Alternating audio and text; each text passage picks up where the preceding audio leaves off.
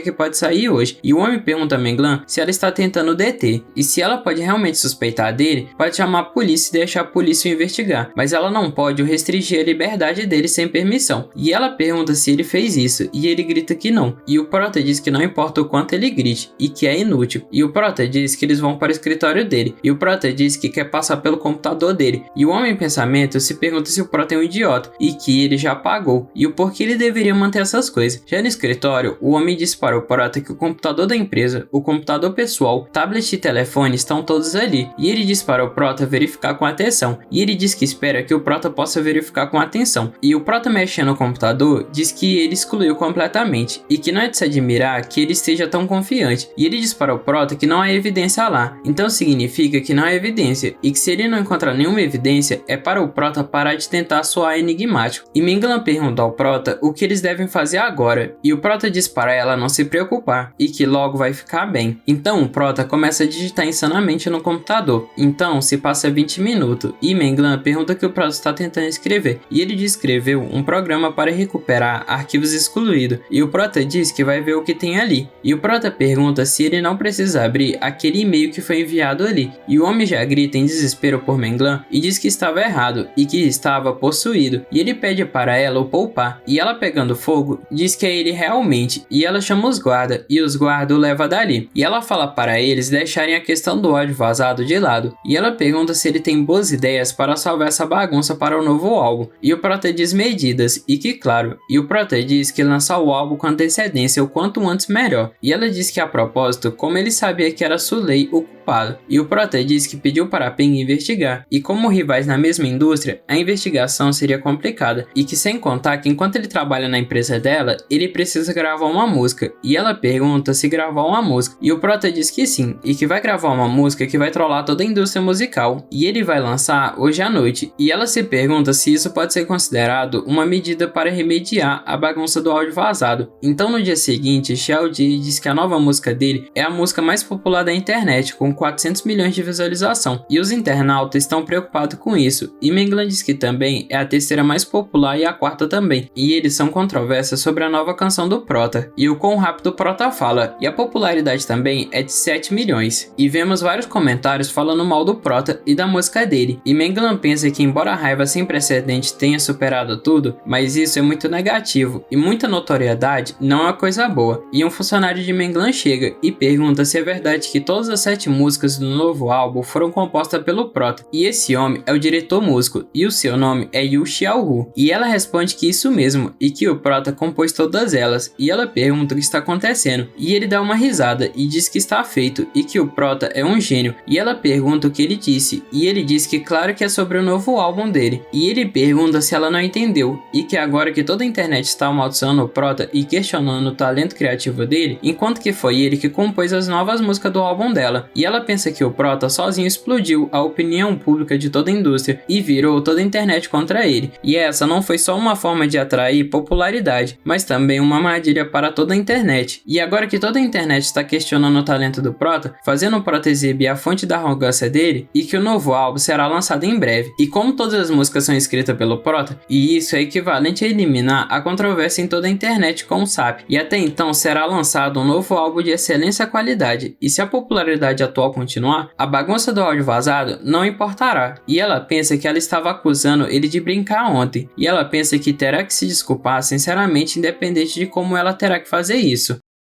Opa, bom, chegamos a mais um final de capítulo, e se gostaram, não se esqueçam de deixar o like, se inscrever no canal e deixar o seu comentário. Muito obrigado a todos que chegaram até aqui e até o próximo vídeo.